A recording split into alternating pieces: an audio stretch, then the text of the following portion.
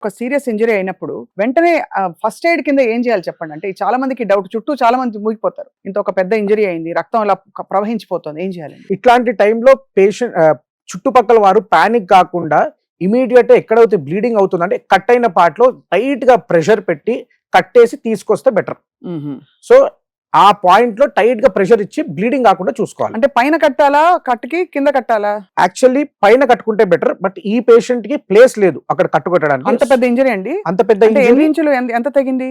Cut చిన్నదే, skin బయటగా చూస్తే, కానీ కట్ అయిన పార్ట్ లోపల ఆర్టరీ అండ్ వీన్ అంటే డైరెక్ట్ ఇంజురీ. బికాస్ చూపిస్తాను ఆ images. Direct artery and vein direct cut అయిపోవడం వల్ల బ్లడ్ ఇస్ ఫ్లోయింగ్, అంటే హార్ట్ నుంచి డైరెక్ట్ గా బ్లడ్ ఫ్లో అయిపోతున్నట్టు బయటికి. సో అట్లాంటి టైంలో టైట్ గా ఎక్కడైతే బ్లీడింగ్ అవుతుందో ఆ ఏరియాలో టైట్ గా ప్రెషర్ ఇచ్చి you should rush to the hospital immediately. ఇప్పుడు అది హార్ట్ నుంచి పంపింగ్ అయితే ఆగట్లేదు, ఇక్కడేమో ఆర్టరీ తెగిపోయింది. సో అక్కడ కట్టేస్తే అది ఎక్కడ పోతున్నా బ్లడ్?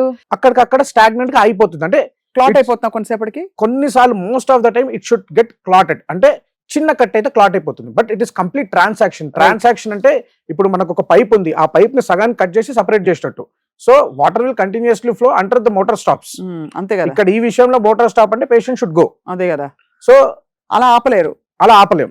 సో ఆ భాగం ఎక్కడైతే కట్ అయిందో దాని పై భాగంలో టైట్ గా కట్టుకొని, బాబోయ్, it is just a try, అంతే. ఇట్ ఈస్ నాట్ లైక్ మనం 100% చేయగలుగుతామని కాదు కదా. But at the earliest if you rush to hospital we can give our maximum best to save the patient.